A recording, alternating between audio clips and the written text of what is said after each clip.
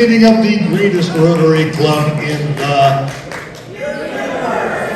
Okay, that works. Carol McClelland, would you come up, please, and lead us in our special moment and in our Pledge of Allegiance?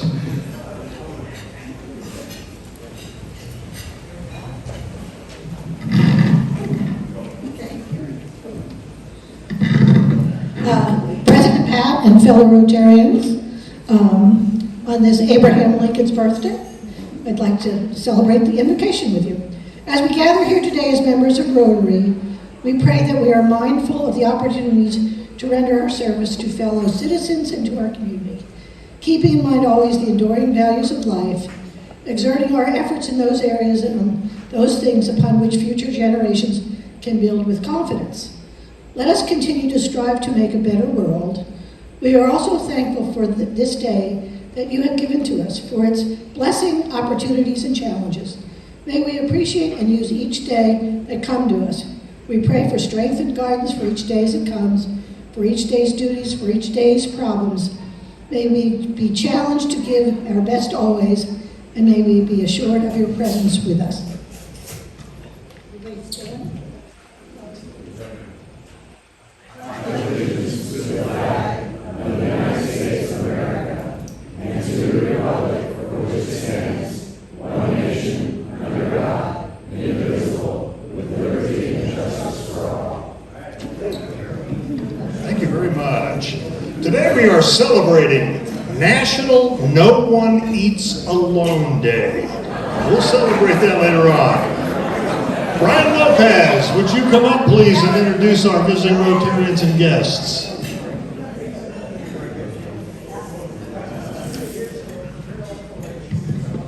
President Pat and fellow Rotarians, allow me to introduce our Rotarian guests, District Governor Miss Diane Crawford.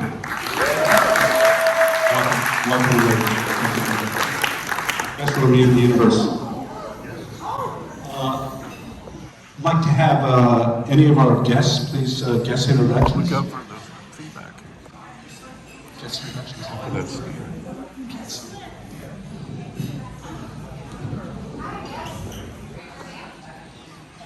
Guest introductions.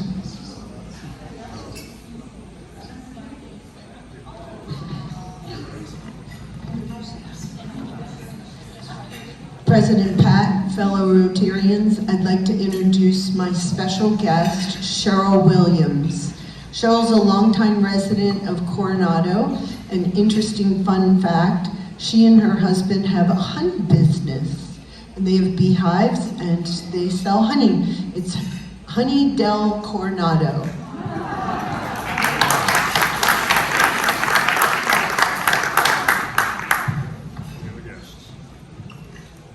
Do we have any other guests? Thank you. Appreciate that very much. Okay, let's see. We got some red badges here today, don't we? One or two of them. Today's question for red badgers is: do you go on international travel or local travel? Billy Canoe, where are you? Stand up, Billy, and answer that question. We go local only. All right, Shannon. Stockdale, all that. Yeah. Shannon? Yes, we do not go on planes. Julie Gallagher, international or local? All of the above, but international, and I'm going to Italy in 2.5 weeks. Megan, where are you? Megan Gallagher. Do you prefer international or local travel? Door number 1 or door number 2? All places I travel, this is where I would love to come back. So. Oh, that's a home run. Good job. Lisa Lombardo. International. Brian Lopez. Both.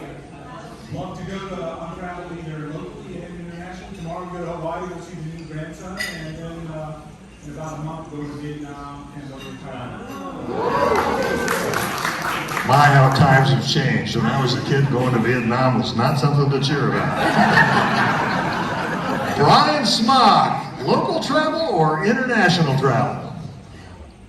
International. All right. And Carol Young.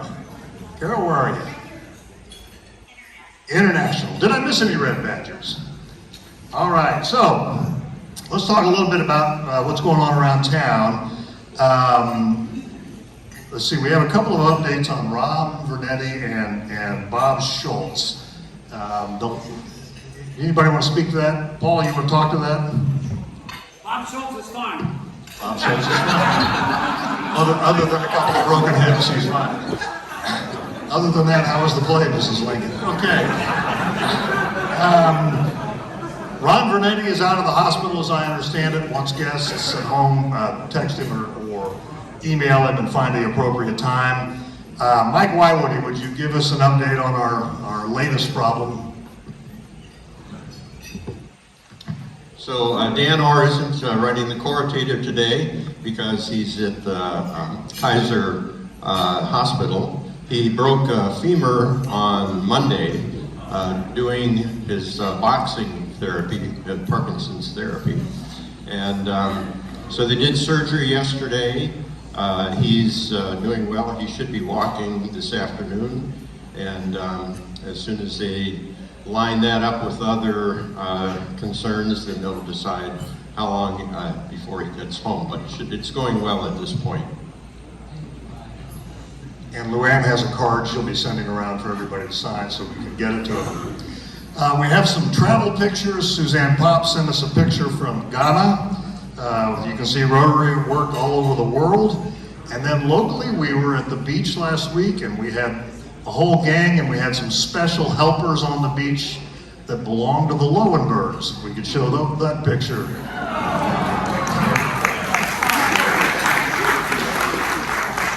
Now, there are a lot of momentous things that happened last week. And one of them cost me a bunch of money. Virginia Bear, who is, you all know, is a devout Eagles fan.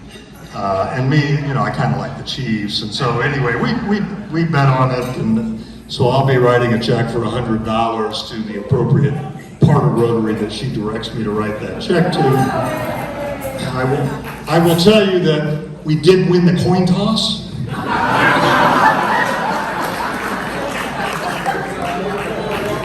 And the only thing that was worse than my team's play was the halftime performance. So. All right, we have some announcements going on. Julie, would you like to speak about what's going to happen tomorrow night? Why, yes, I would. So there might be a little rain, but that is okay because there will be plenty of sunshine and warmth at my home where we will be doing the Rotary Social. So please come. Also, it's the first party I've had at my house. No pressure, but also you should come. And I have some surprises, so get ready. And it's tomorrow from 5:30 to 7:30. And I'm at 1014 F Avenue, which is between 10th and Isabella. And, or no, yes, I don't know. You'll find it, 1014 F. And, for the food pantry, please bring peanut butter or anything that you have. Don't run to the store in the rain if you don't have peanut butter, just anything. Okay, that's it, thank you. Back to you. Is that 7:30 a.m. or p.m.? PM. Okay, March 5th. Meeting March 5th is going to be at the Nautilus Room. I think the 19th of February is the last date you can register because we have to give a firm number. Go online, register if you're going to come to our trial run at the Nautilus Room. March 8th, we have the beach cleanup. John Ovrom, where are you, John? Would you speak to our visit to Mexico to do the limbs of freedom, or the House bill? Sure. President Pat, fellow Rotarians, we are going to build a house down in Tijuana, so we're looking for some volunteers, anywhere from 10 to 20. Will be April 5th, that's a Saturday. We're going to meet at Otay Mesa border crossing at 6:45, and you will be back there about 4 or 4:30. If anybody's interested, please let me know as we're putting it together. We're working with Sunshine Rancho Bernardo Rotary Club as well. So let me know if you are interested. Thank you. Thank you, John. We are also going to be going to Mexico on the 8th of March, Limbs of Freedom. If you're interested in doing that, again, a day visit. There'll be enough room for 3 or 4 people to go. Let me know about that. Brandon, you want to talk about the golf tournament on March 14th? Thank you, President Pat and fellow Rotarians. We're now about a month away from the 29th Rotary's 29th annual charity golf event. Still needing some golfers, so if you're interested, it's $250 per player, $1,000 per team, but please sign up. And if you get signed up first, you have a chance to perhaps win $100,000 in our hole-in-one competition. All right, thank you, Brandon. Mary Taylor.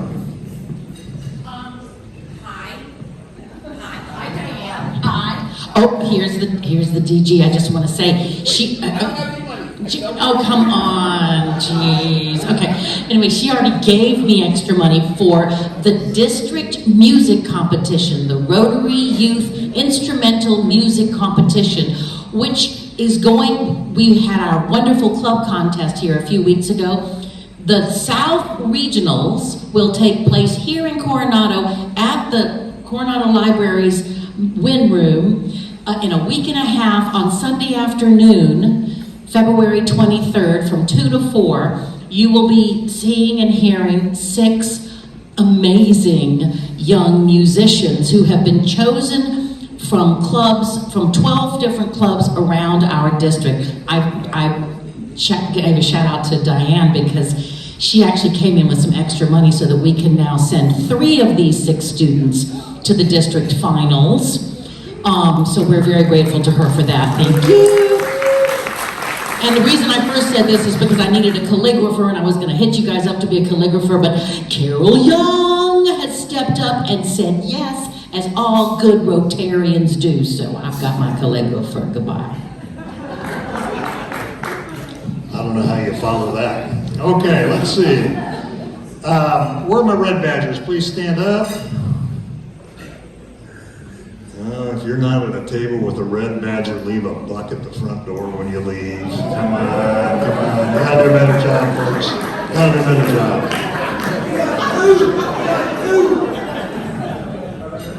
Well, you don't have to leave $1. These are not hard instructions, Ivan. Madam District Governor, would you like to come up to the front, please?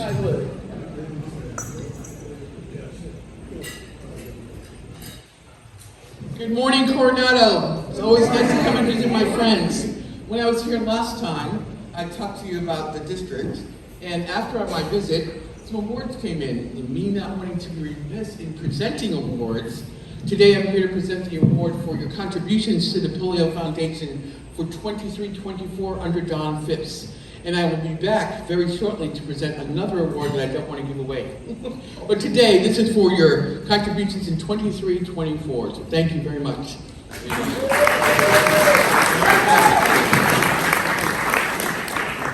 That's what you guys did. You guys earned this. That's pretty terrific. So this is President's Week, and I thought that for President's Month, we celebrate all presidents, but particularly Washington and Lincoln. And I thought that those were great people, but we have our own set of great people that have been presidents of this club. And so it struck me that it would be a really good time for us to celebrate the people who are still around with us, who have served as president of our Rotary Club. They're still around. Some of them are rounder than they were. I'm gonna call out the names of the people that I know are here. And if you would, I'd like you to come up to the front and we'll just have you form a line here. We have a small gift of appreciation from the club for your years of service to the club. We're not starting with the shortest or the tallest or anything else. It just worked out that way. Our first honoree is Ed Lohlein from 1993.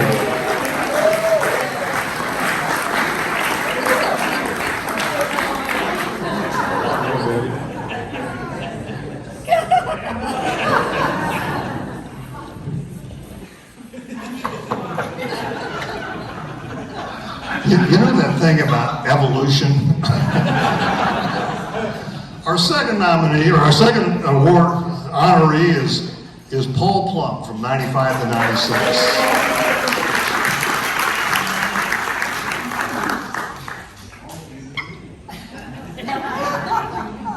blessed to have with us today Les Arndt from 2003, 2004. Following Les was Steve Duermeyer.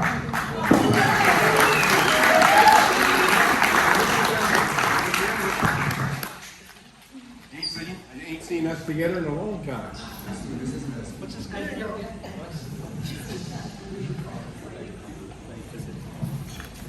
In 2007 to 2008, Scott Metzger.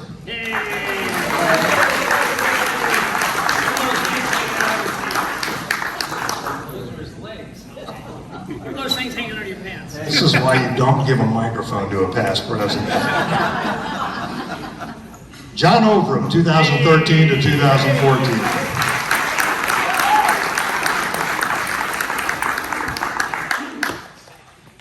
Now we'll civilize the group.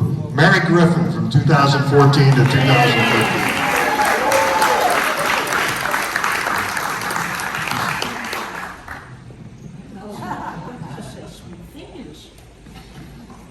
2016-2017, Tom Mitchell.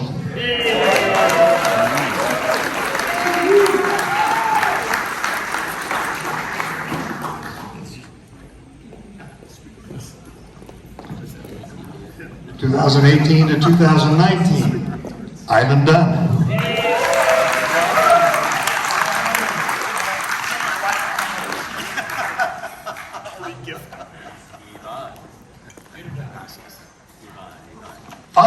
2019 and 20, Tami Sandke. –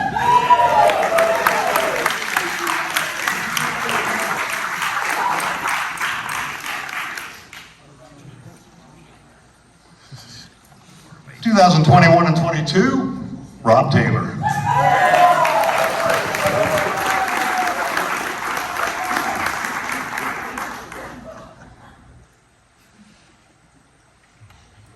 I'm sorry, my list is cut off right there.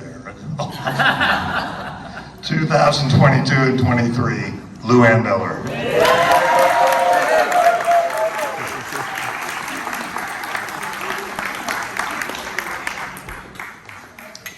There are a number of other people who are somehow connected with past presidents. We have a number of people in the club. Carol, whose husband served as a president of Rotary. We appreciate all of your services, but let's give a round of applause to this time.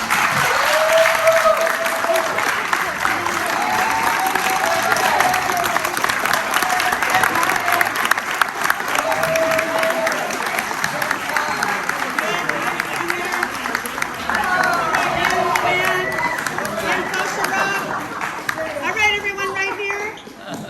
And 1, 2, 3. 1, 2, 3. All right.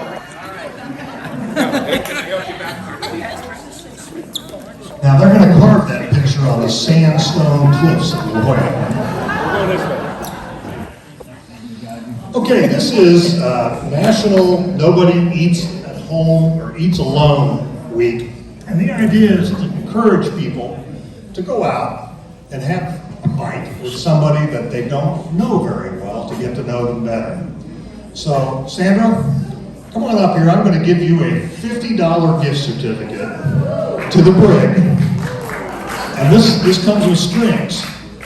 You get to invite a Red Badger to go have lunch with you, and then just tell us next week how it went.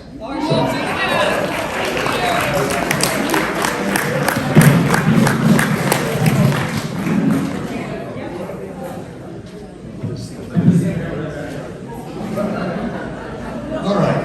Ann, would you like to introduce our guest, please?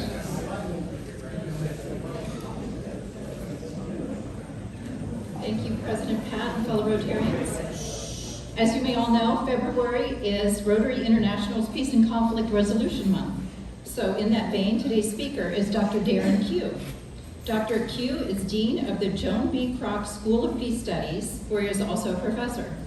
He studies the relationship between conflict resolution methods, particularly interfaith and interethnic peace building and democratic development in Africa, North Ireland, and the United States.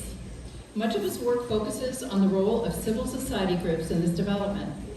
He has also been a consultant on peace and democracy initiatives to the United Nations, USA, U.S. Institute of Peace, the U.S. State Department, and to a number of NGOs, including the Carter Center. Professor Q was asked by the British and American governments to join an influential international commission requested by the Nigerian government in 2010, which contributed to a major overhaul of its election system. Dr. Q earned his PhD in International Relations from Tufts University in 2002 and is the author of numerous works on Nigerian politics and conflict resolution. It is an honor to introduce Dr. Darren Q.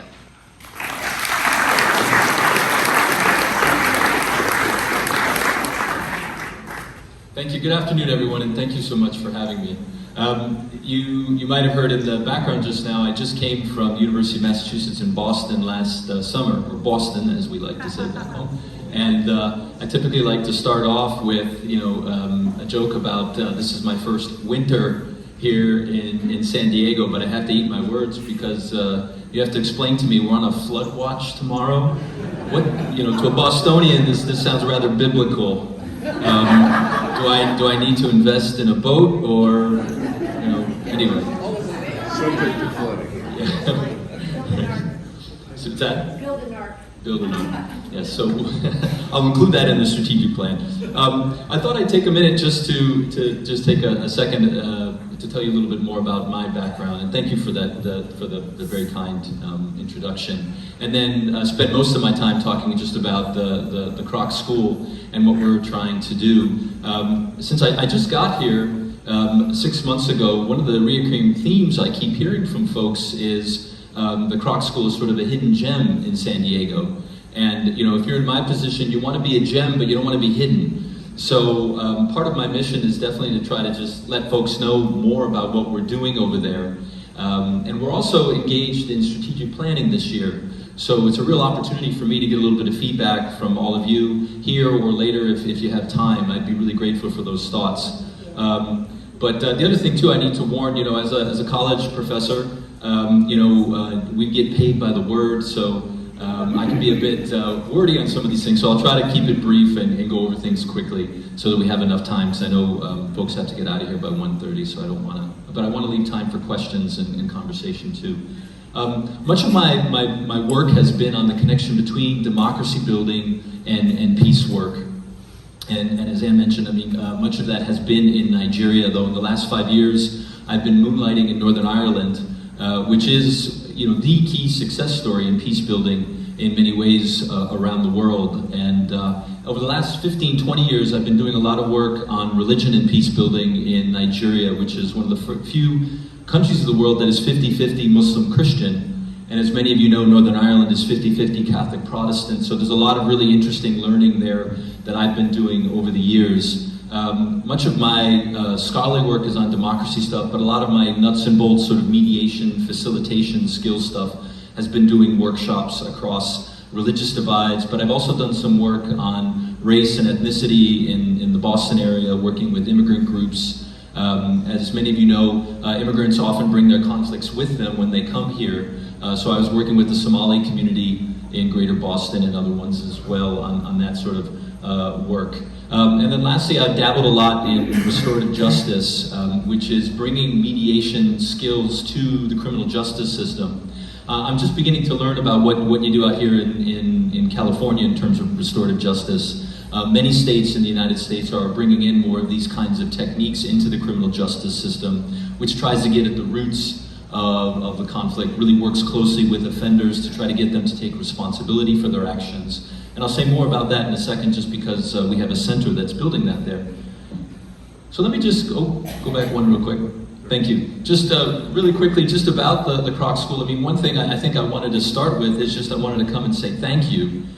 We've had almost 35 Rotary Peace Scholars at the Kroc School over the last 20 years, several of whom I believe have been supported by the Coronado Club. So if you're interested in who, I can get that information for you.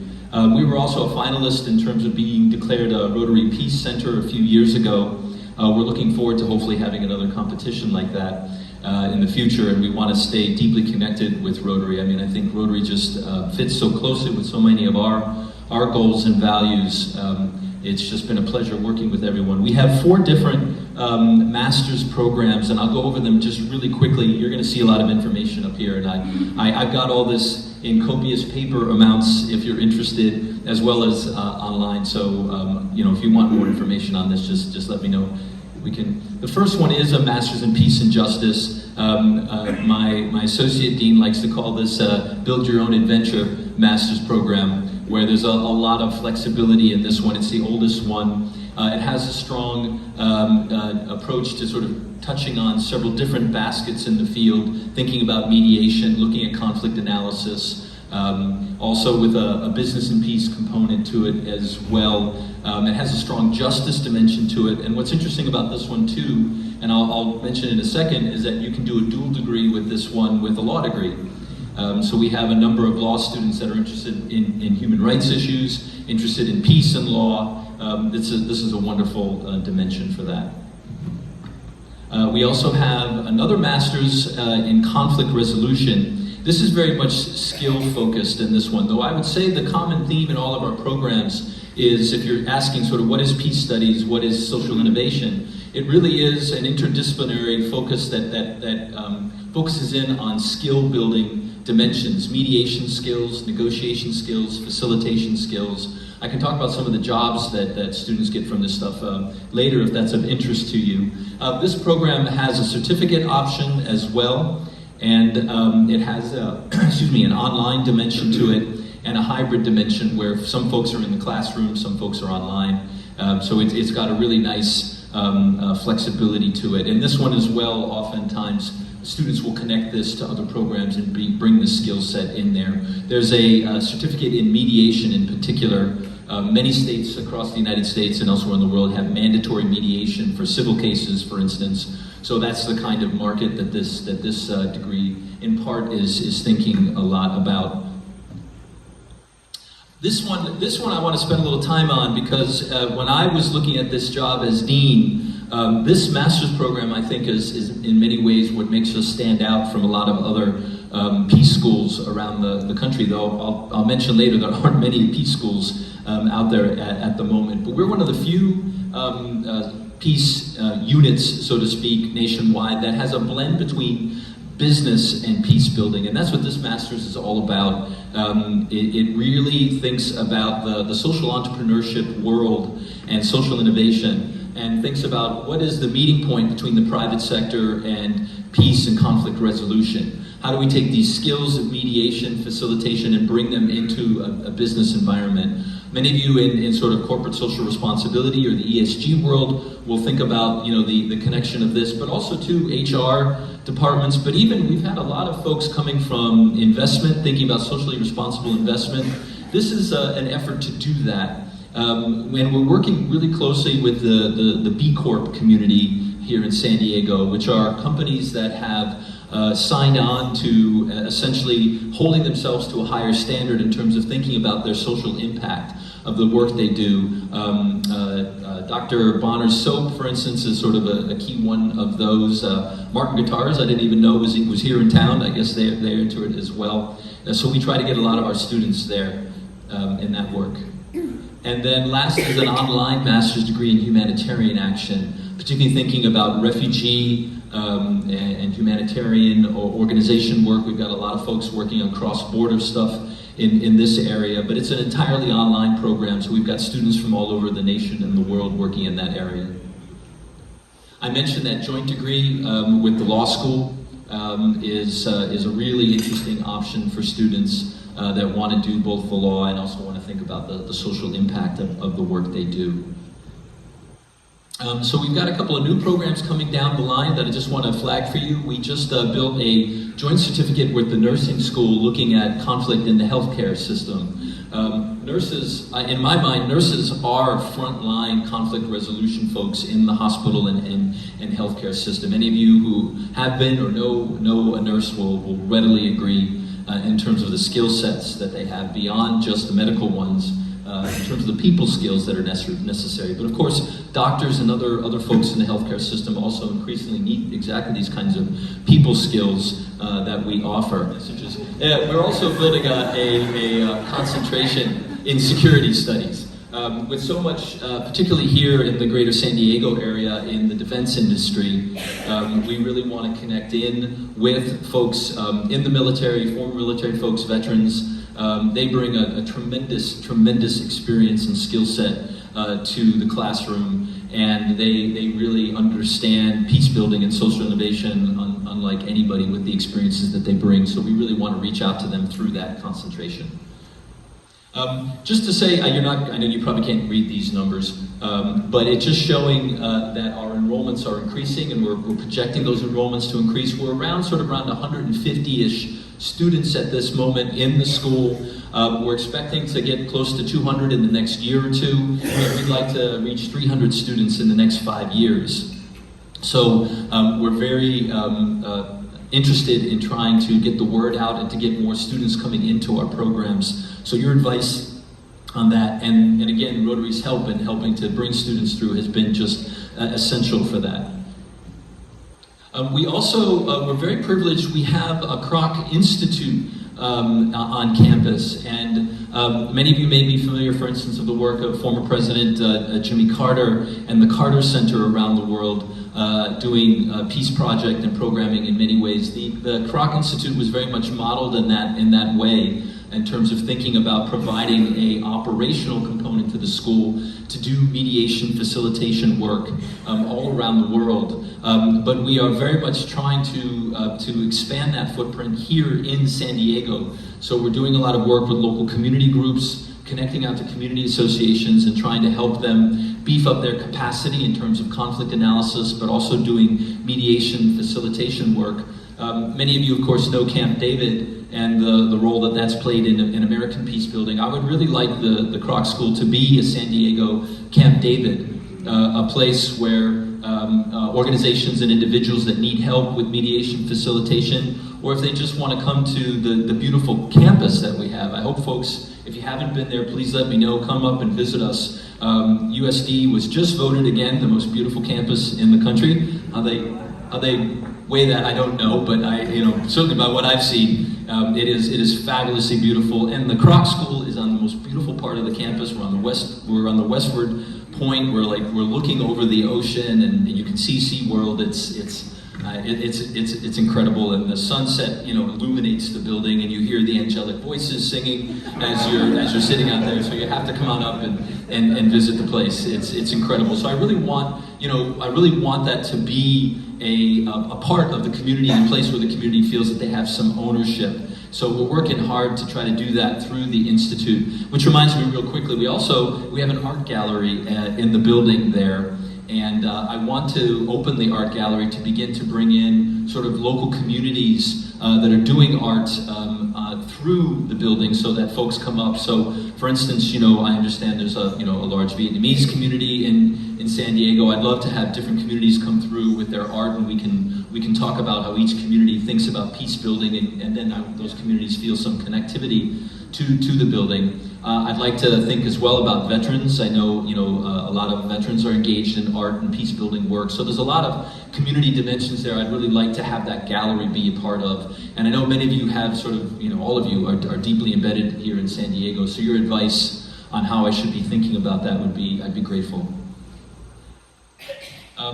Our 3 signature programs at the Institute, we have a program for women peacemakers. We've had many exciting women from around the world who are deeply engaged in peace building work. We're going to have the 25th anniversary of Women Peacemakers in 2027, so watch this space. One of the things Joan Kroc left us wonderfully was a special budget to bring in high-level speakers. So I would also be grateful for your advice on that in terms of some high-level speakers. We've got some folks in mind for celebrating that coming down the line, but watch this space. We'll definitely want to have you come and hear some exciting speakers. We have a cross-border conflict program that have obviously being right here. I mean, even though we have a strong local focus, San Diego is such a reflection of the world, you know, in terms of cultural diversity, in terms of immigration issues, in terms of a host of different, I mentioned the B Corps and social innovation that's happening here. So we're trying to take advantage of that. And lastly, the VIP lab in particular focuses on the impact of violence. You might have heard of them. They did a recent study talking to California state legislators and asking them what sort of threats have they been under in recent years. And you'll be saddened but not surprised to hear that California legislators have been reporting the number of threats against them have increased dramatically in recent years. So that unit is trying to help them think about that and think about, you know, responses to that. I mean, obviously, you know, many of our best and brightest leaders may be turned away if they feel that they're going to be under personal threat for the service that they do. Please. One last thing I want to mention before I just wind up talking about the future is that we're really happy. We have a Center for Restorative Justice. I mentioned earlier about what restorative justice is. This was at the education school, and it's moving over to Kroc now, where I think it really belongs, and it's going to be providing all sorts of interesting research about bringing this kind of restorative justice programming to criminal justice systems, not only in the United States, but around the world. We're looking across the border at Mexico and a lot of other places like that. So I'd be very happy to tell you more about that if it's of interest.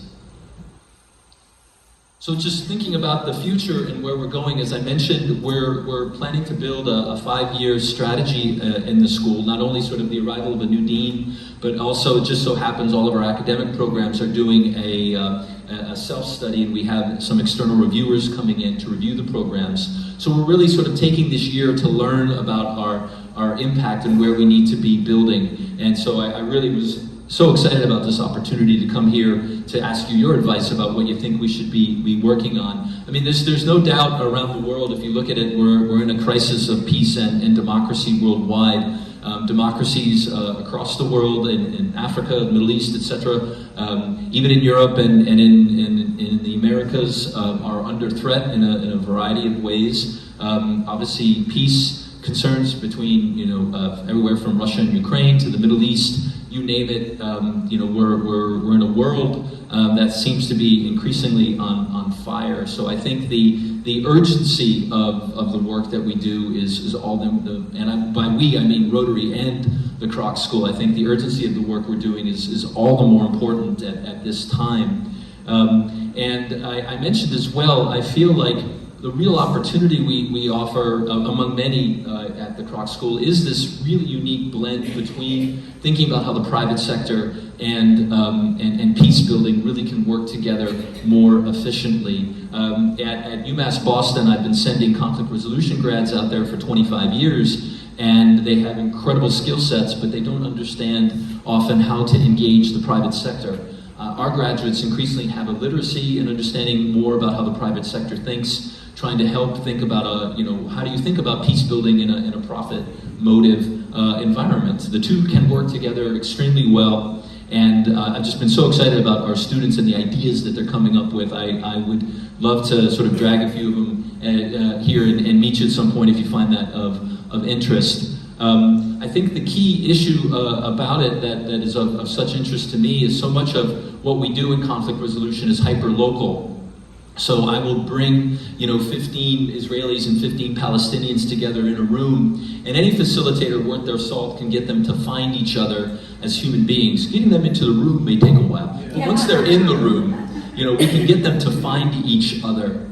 But translating that from sort of the 30 people that have connected with each other to something that gets to the wider society, that sort of scaling up question is really in many ways a question of connecting to the private sector and in so many ways. So I'm really excited about thinking about that and going from there to global impact. So we've got a lot happening there that I'd like to have you think about. I've got my faculty thinking a lot about our analytical impact there. We're proud to announce that we are coming up with, in academia, the key sort of coin of the realm is if you get labeled a school of thought. So if you're the Copenhagen school, if you're the Munich school, then academia sort of knows you as part of that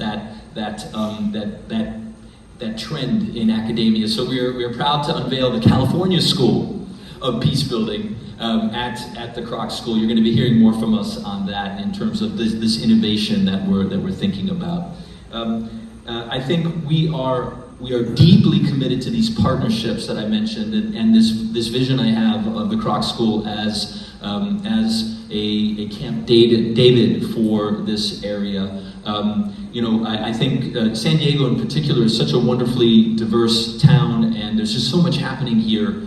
We want to continue to build those partnerships. We want to create internships for our students where they're working with local partners, and we want to give back to the local community through helpful research for people you may want to hire, of course, but also to provide the sort of skills in facilitation and others that we can offer.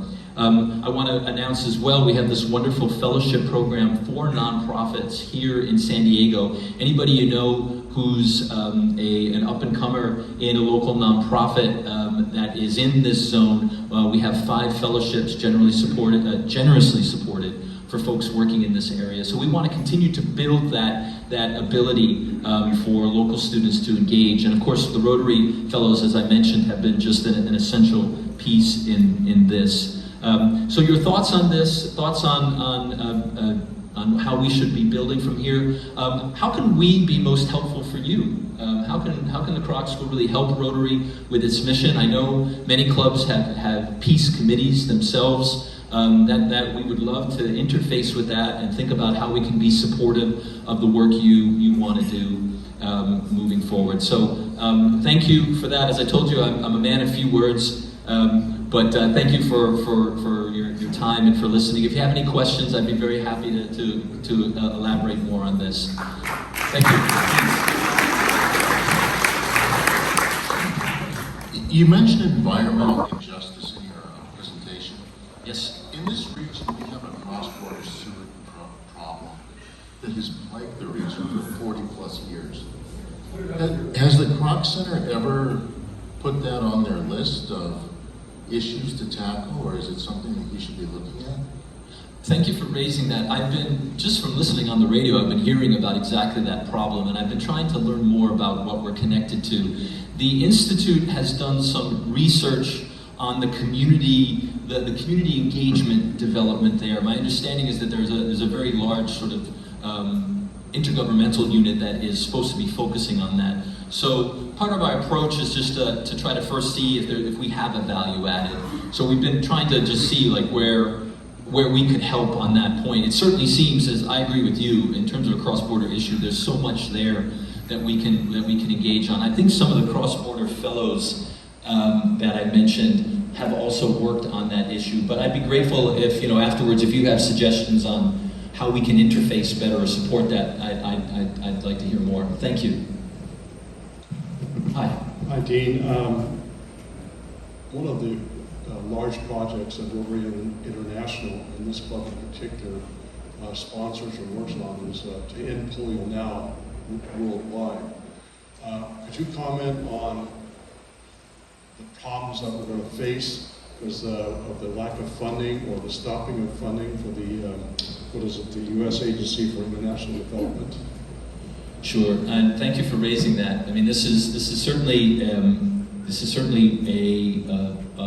fundamental sort of sea change in the commitment of the American government to a lot of the areas that we do a lot of work, particularly in sort of the humanitarian affairs area. We first and foremost, I mean, things have been, the executive orders and the changes have been coming out so quickly over the last 3 weeks.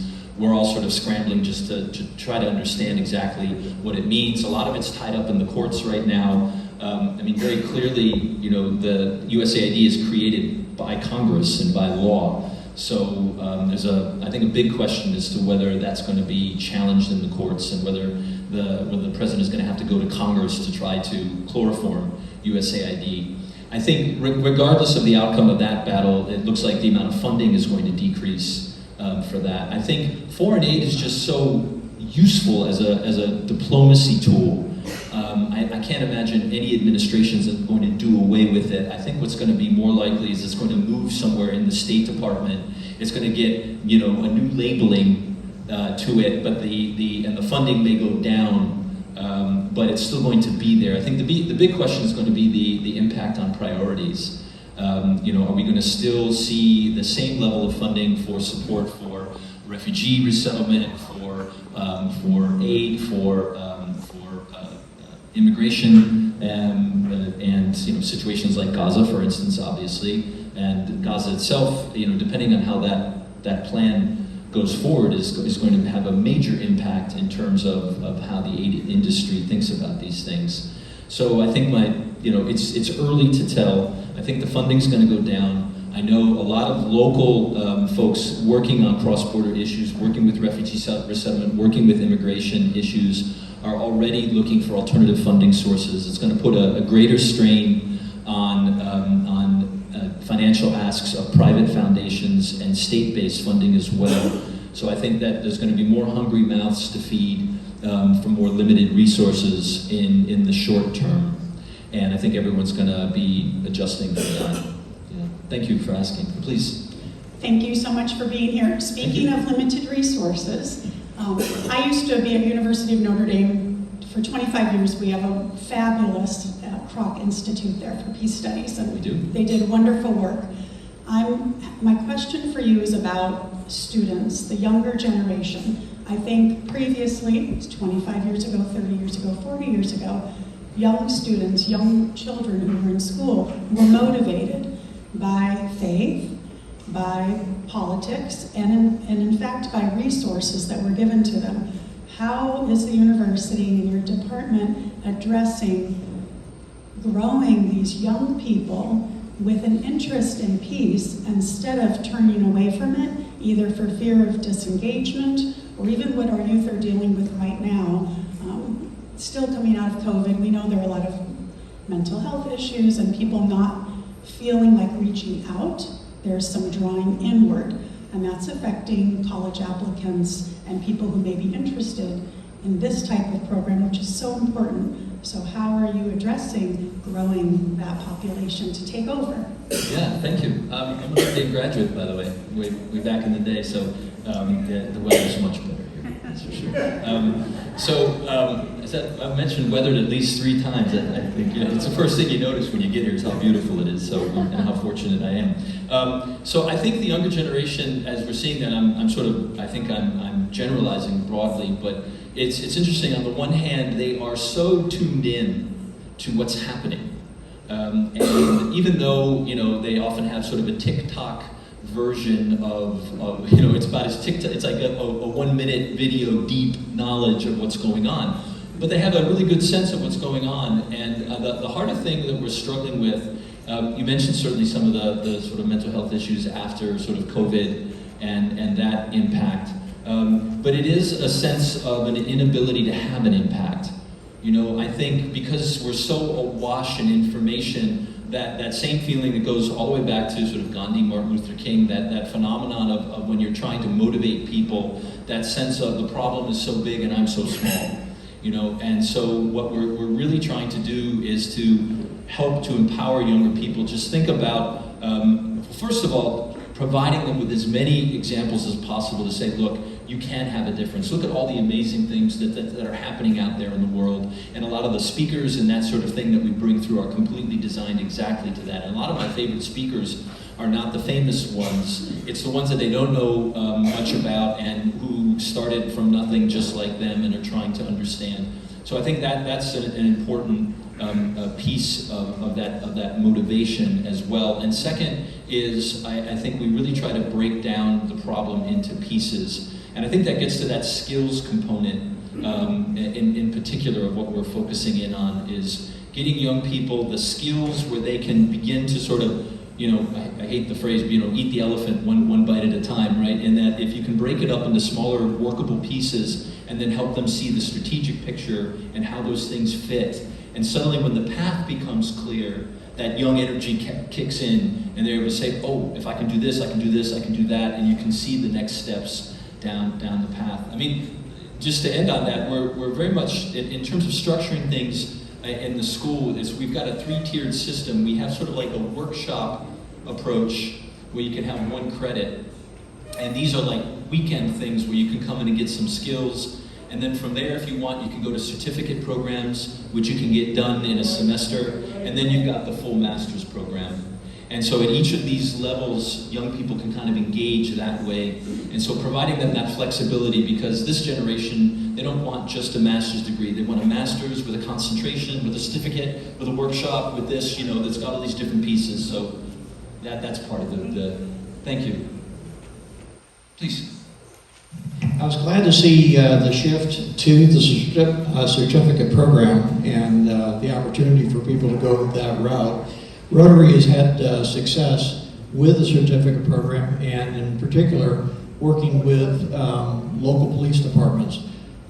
Your mention of working with nursing programs as part of the frontline folks is a testament to that.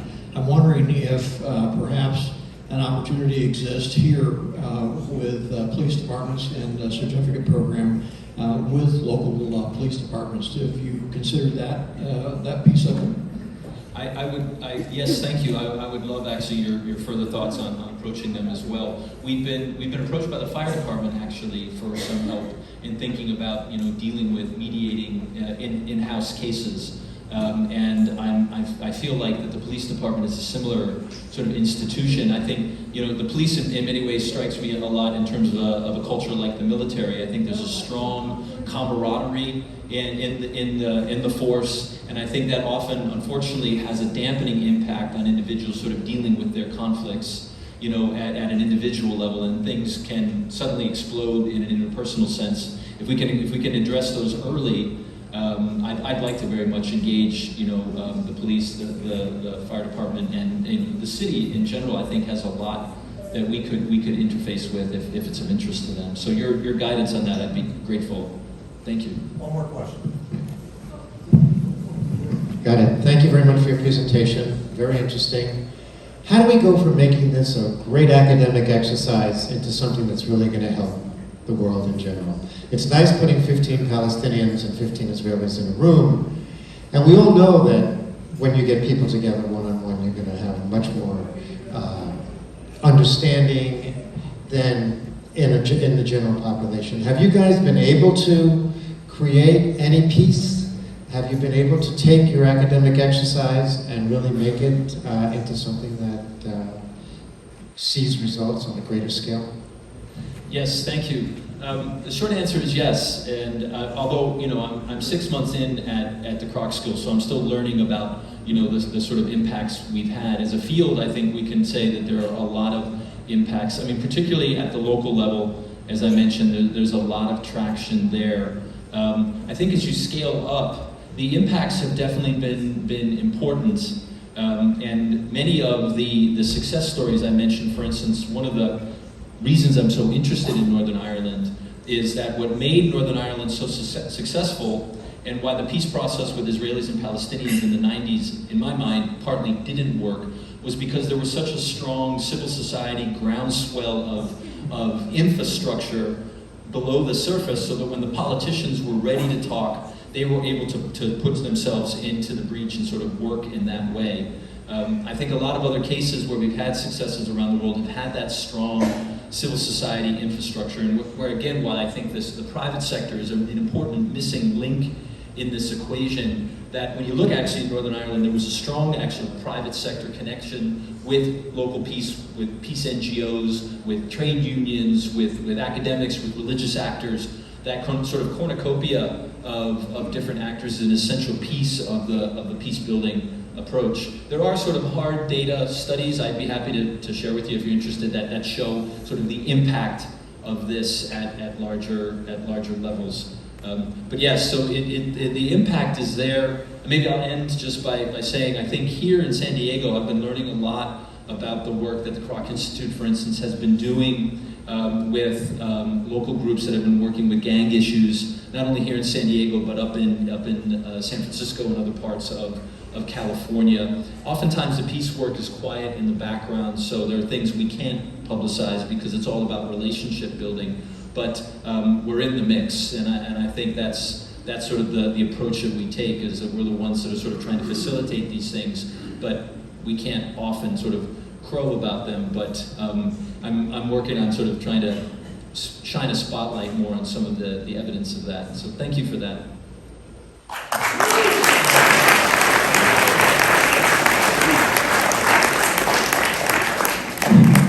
Before I let you go, I have three more things. One is a matter of business, and that is, Meredith, I missed you, and I apologize. I mean, we were recognizing people whose spouses had served. Of course, everybody knows Walt Heineke and what a great asset he was to his club.